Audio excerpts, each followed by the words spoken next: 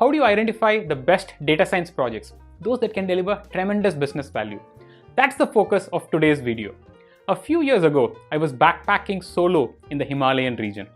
For 2 weeks, I visited places in India and Bhutan. Every day morning, I used to wake up with no plan and no alarm. So I picked the next spot based on what was interesting, what I felt like doing, and what was logistically possible. What was the objective of my backpacking trip? To live without any objectives for 2 weeks. When I look at organizations and how they pick their data science projects, it's interesting that I see a similar approach. They pick what's interesting. There's a new AI model in the market, for example, GPT-3, which is excellent at text analytics. So let's go and build our project around that. They pick what's urgent based on the stakeholder who's asking the loudest, as opposed to looking at what is the strategic alignment with the business. They look at the possibility for the next pilot as opposed to looking at feasibility for making a system production ready. So when you look at these kind of priorities, there's a good chance your project might end up in the 80% failure rate bucket. Most projects today in data science tend to fail. How do you avoid that? At Gramener, we've been using a methodology which uses a business-driven and a data-driven approach. Let me explain that. So the business-driven approach, you start with the users. Identify who are the users, what objectives do they have, short-term, long-term. What initiatives will get them closer to these objectives? What questions do they want to get answered? And what data do they need to get the questions answered? So it's a left to right flow. And let's take an example. If there's a media broadcaster we're trying to serve, and we've identified the users as sales team, and the objectives is improving revenue. So when you take this business-driven approach, what are the initiatives we could identify?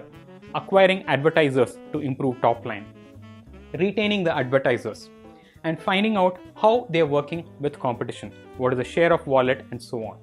Once you identify the list, then you take the data-driven approach by starting with the data.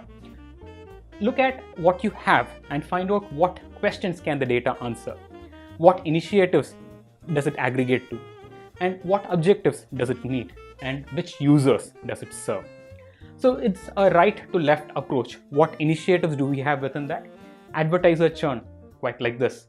The best times for ad breaks, we have the viewership data historically, and we can find out when is the viewership high and low and when to insert the ads. How do you improve program viewership? What did the audience like? Which actors, what narratives, how do you change the storyline to make it interesting and improve viewership? So all of those you could do and more. Once you've identified these two lists, you need to critically qualify them. There will be business-driven initiatives which do not have the right data.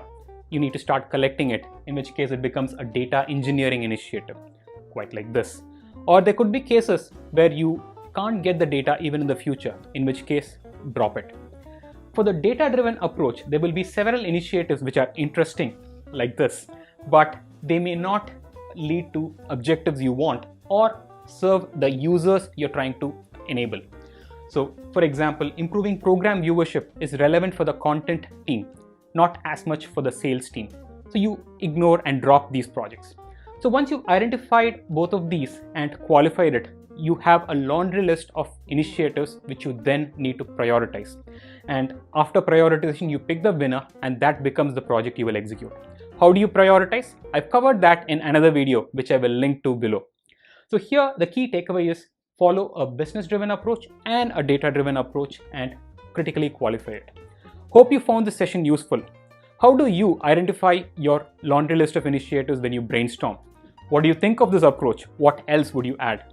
Do share in the comments. Thank you.